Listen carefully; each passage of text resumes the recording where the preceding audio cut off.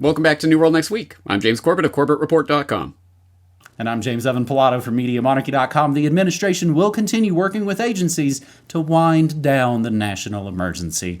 We've got that story, plus the Green King's genetically modified everything. But first, Finland formally joins NATO, doubling the alliance's border with Russia. We took this story from antiwar.com. Finland formally became the 31st member of NATO on Tuesday, officially ending Finland's post-World War II policy of neutrality and, of course, raising tensions between Helsinki and Moscow. Finland has today become a member of the Defense Alliance NATO. The era of military non-alignment in our history has come to an end. A new era begins, the Finnish presidency said in a statement. The ascension into NATO was completed during a ceremony attended by Finnish Foreign Minister Pekka Haavisto, Secretary of State Antony Blinken, and NATO Secretary General Jens Stoltenberg. Finland joining NATO more than doubles NATO's territory that borders Russia. Moscow has said it will respond by beefing up its military presence in the region and will take more measures if other NATO countries deploy military assets to Finnish territory. A major motive for Russian President Vladimir Putin's decision to invade Ukraine was NATO's post-Cold War expansion and the alliance's cooperation with Kiev following the 2014 coup that ousted Ukrainian President Viktor Yanukovych. More on that in a moment. At the ceremony, Blinken appeared to say he was thankful that Putin invaded Ukraine because it motivated Finland to apply for NATO membership. Think about that.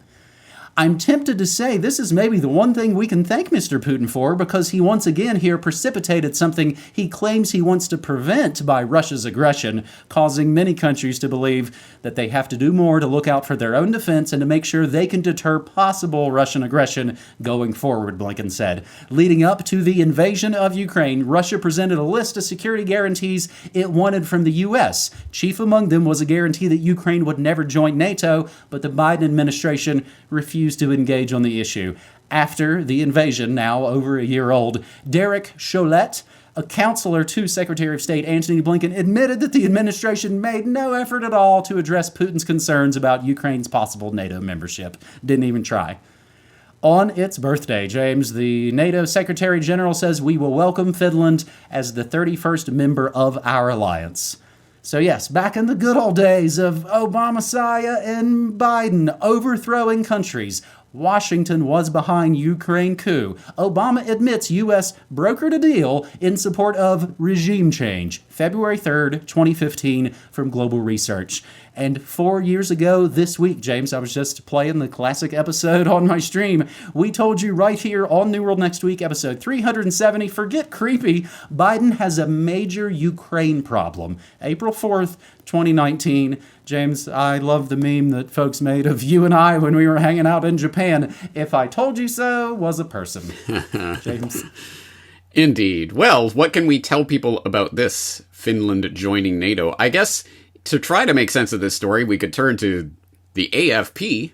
But then I guess the question would be, which AFP story should we believe? Because you can go to how Finland joining boosts NATO defenses against Russia, which starts by noting that Finland's membership of NATO adds a potent military to the alliance.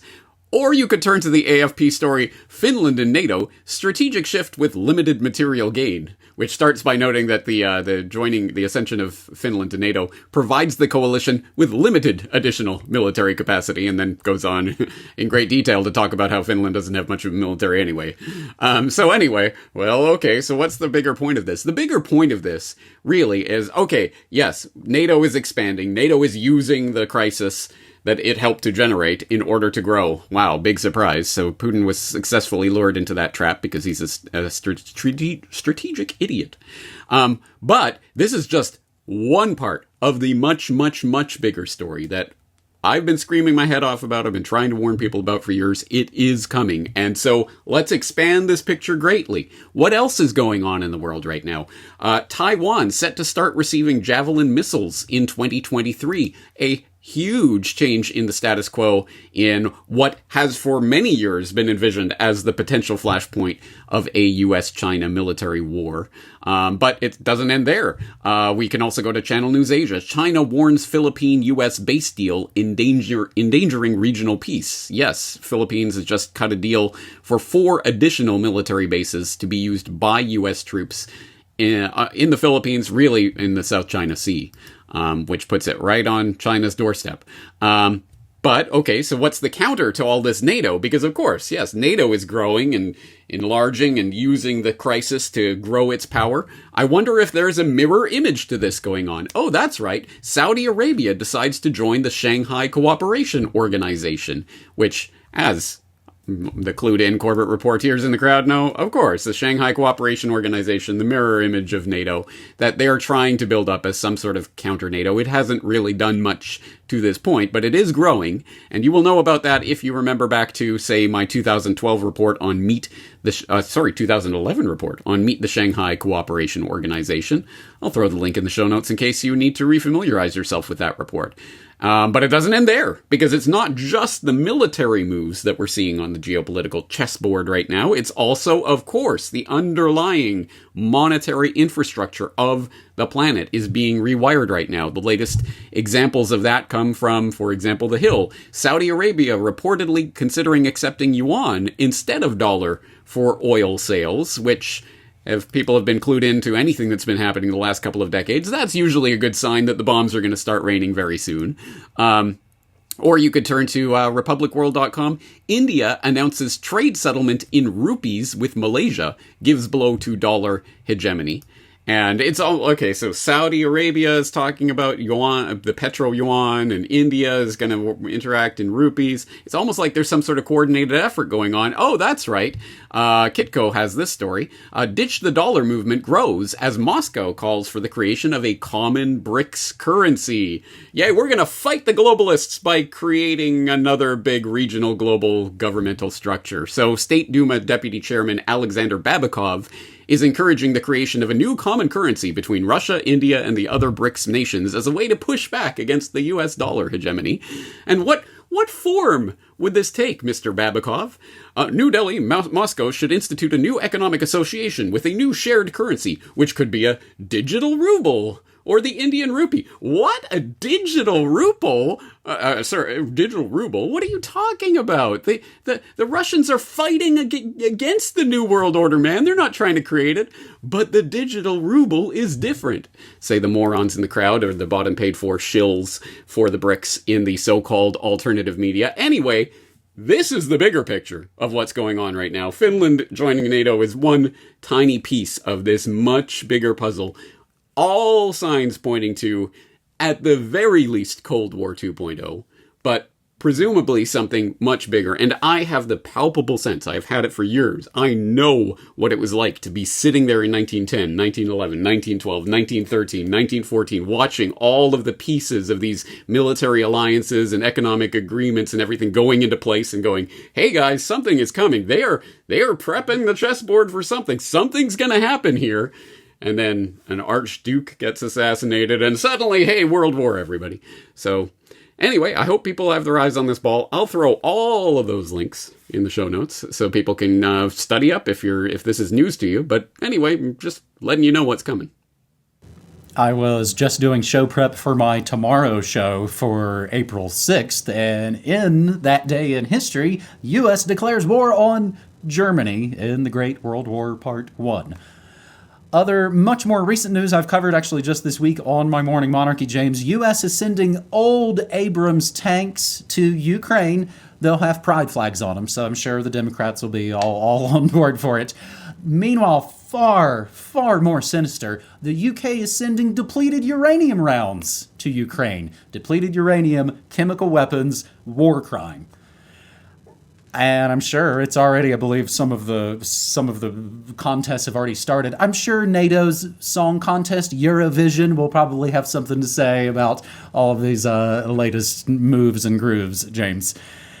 We'll move to our second story on this New World Next Week, episode 515, Disbelief as the Green King gives royal assent to new gene breeding technology. We grabbed those from our friends at activistpost.com, and one of the more shocking hypocrisies of this year so far, and it's still a young year.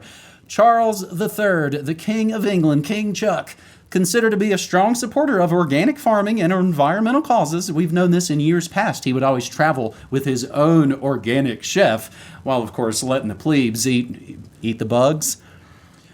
King Chuck has given his royal assent to a biotechnology innovation which will provide an open book for UK firms to alter the genome of animals and plants so as to create novel engineered species and biotech foods. In taking this step, King Chuck has committed an open act of betrayal on all bona fide farmers, and particularly organic farmers. The Genetic Technology Precision Breeding Act 2023 was given the royal go-ahead on 23rd March 2023. This piece of legislation will, for the time being, be unique to the United Kingdom. As such, animal and plant biotech deformations are not allowed in the EU and many other countries. A secondary deception relates to the marketing of such novel recombinant DNA experiments, if that at all sounds familiar. The UK government has stated no separate definition will be given to gene technology engineered products, therefore no special labeling will be needed. The dark irony of the King of England launching unlabeled biotech foods, animals, and plants on the citizens of his own country is difficult to trump. Charles is already in conflict with the constitution of his country by standing shoulder to shoulder with Klaus in promoting the Great Reset, one of the main objectives of which is to render all nation-states obsolete and to centralize all power with the control of a small despotic elite whose stated intention is to make all private property illegal. You'll own nothing, whether that's renting Adobe Photoshop or Uber or Airbnb. All private property illegal, and to re-engineer human beings into transhuman cyborgs. You may have heard stuff about that in the news lately.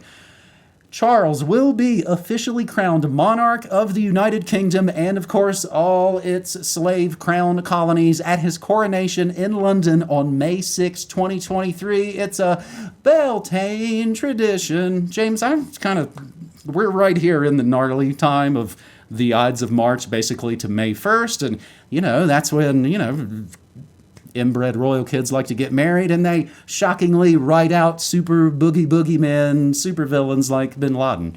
So, James, this is all coming up very soon.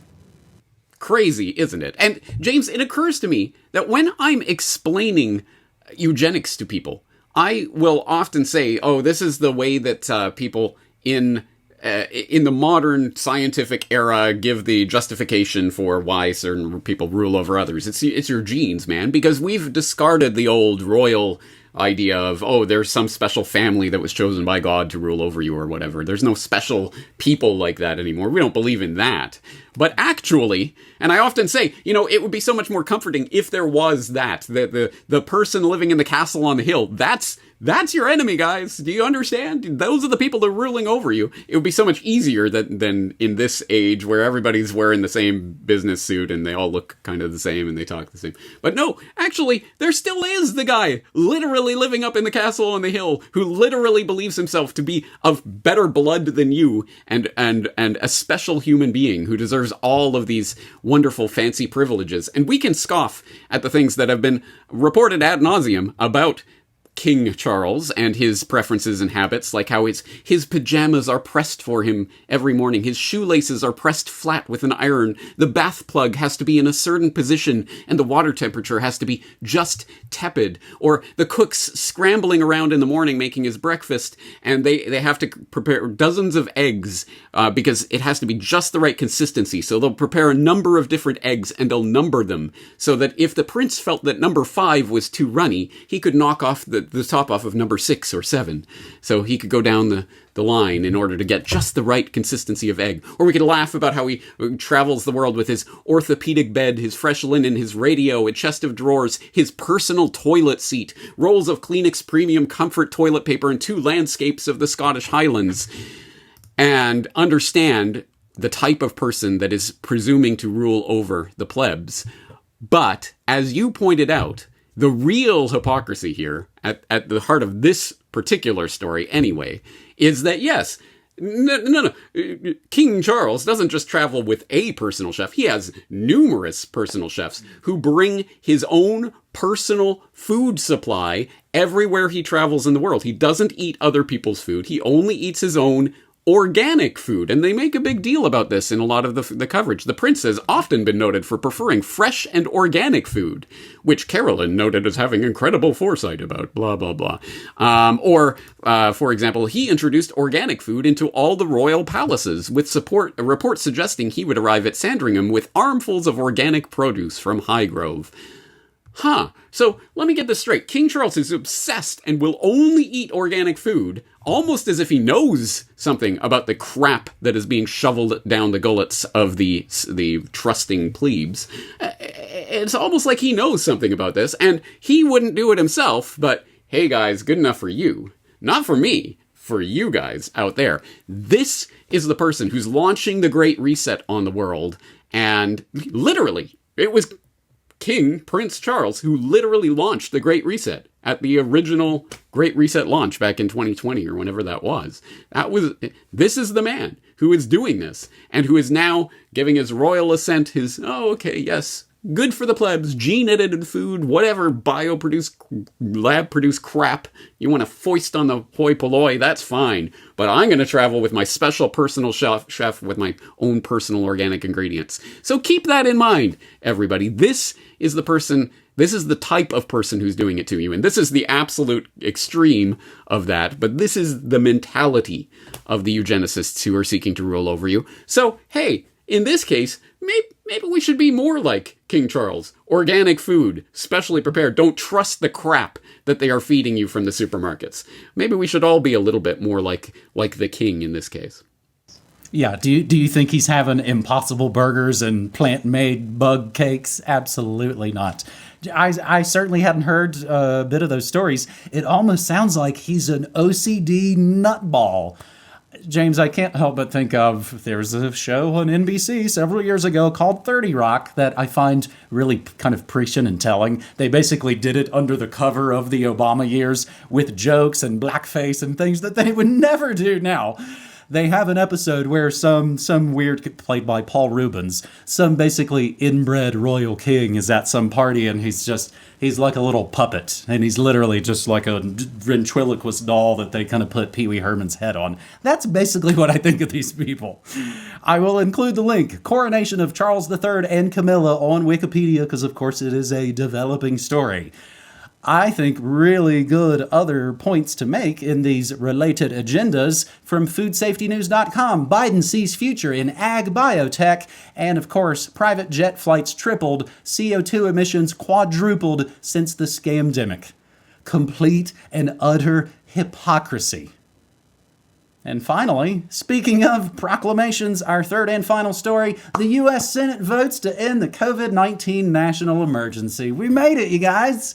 The Senate last Wednesday passed a GOP, that is the Republican Party, led resolution that would end the COVID-19 national emergency that has been in place since 2020. The measure passed the upper chamber 68-23. A similar resolution, sponsored by Senator Roger Marshall, a Republican from Kansas, passed the Senate last year, but that was controlled by the Pepsi, so it didn't go anywhere. This year, it passed the Republican-controlled House 229-197, with actually 11 Democrats joining all those Republicans. President Biden last year threatened to veto the measure. This year, he did not threaten a veto, but issued a statement of administration principles before the House vote objecting to the resolution. On Wednesday, he said he would sign the measure. And of course, here's the people who speak for him. The president strongly opposes H.J. Res. 7, and the administration is planning to wind down the COVID national emergency and public health emergency on May 11th. If the bill comes to his desk, however, he will sign it, and the administration will continue working with agencies to wind down the national emergency with as much notice as possible to Americans who could potentially be impacted, a White House official says, because they suddenly care about you being impacted. The national emergency is different from the public health emergency, though the White House say they will end both of these on May 11th if we can make it through the coronation and all that stuff, James. Under federal law, U.S. Congress has the power to cower on the floor when FBI informants with funny headgear are led into the Capitol by the cops.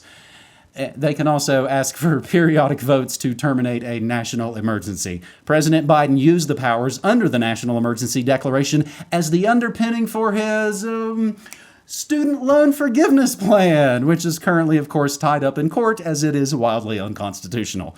The initial declaration allowed, heck of a job, FEMA, to mobilize personnel to support state and local agencies as they work to combat the virus. The move also allowed FEMA to access billions of dollars. That's where the action is. In completely unrelated news, James, America launders $276 billion in scamdemic relief funds. They call it fraud and waste. It's not a bug, it's the feature. And then, of course, this week, which people are probably yelling at us this whole time, why are you talking about it? Then this week, they totally arrested the bad guy. The guy that they foisted the germ warfare upon, so that then when he reacted the way that he wanted them to. They hate Orange Man, but man, they love his MAGA jabs. Man, are you still talking about COVID? Face it, man, they got us. Get over it. Oh, man. Yeah. Well, you know what? I'll see your May 11th and I'll raise you a May 8th because apparently Japan is going to end its COVID-19 border controls on May 8th. Yes, to this very day. You still need proof of at least 3 vaccinations or a PCR test from the last 72 hours in order to declare yourself fit to enter Japan. But don't worry, guys. On May 8th, apparently they're planning on scrapping that. So there you go. Whew, yay. Getting ahead of the times there, Japan.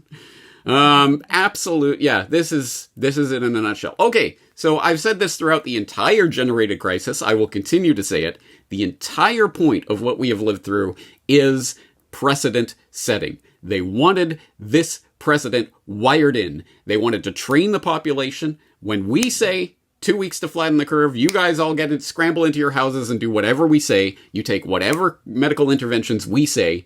We get to enforce that. We get to create laws about it, and maybe those laws will be struck down later. Mandates will be struck down by the courts, whatever. But in that time period, what are you going to do? You're going to lose your job and potentially go homeless? No, you're going to do whatever we say. That is what this was always about. And they at precisely the point at which they feel they have successfully implemented that precedent, then boop, yeah, don't worry, guys. You see, back to your little lives. You continue scurrying along until we tell you otherwise. That's what this was always about. So I see it similar to the Freedom Convoy Emergency Act implementation. Again, yeah, they only did it for, don't worry, it was just for a week or so. And yeah, they froze some bank accounts and that lasted several months. But whatever, guys, get over it. That was so last year. Now here's something else to think about. Anyway, so to the extent that they have succeeded in setting this precedent, and I don't see any leaders getting hauled before any courts being tried for crimes against humanity for the actions that they committed in helping to commit this atrocity on the human race. So, hey, looks like they did win, huh?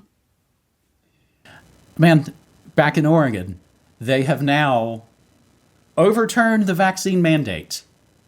They forced people to get this. And this is like we said, couple years, maybe a couple months will go by. What? We didn't have to. They now didn't have to. That thing you were going to kill everybody with, now it's totally cool.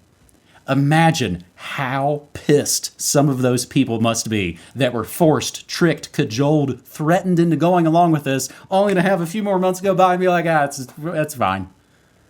I think so much of it is about humiliation. It's about embarrassing people and making them feel dumb and stupid and small, that they fell for it or that they didn't fight. Either way, I think it's all meant to kind of psychologically traumatize the public.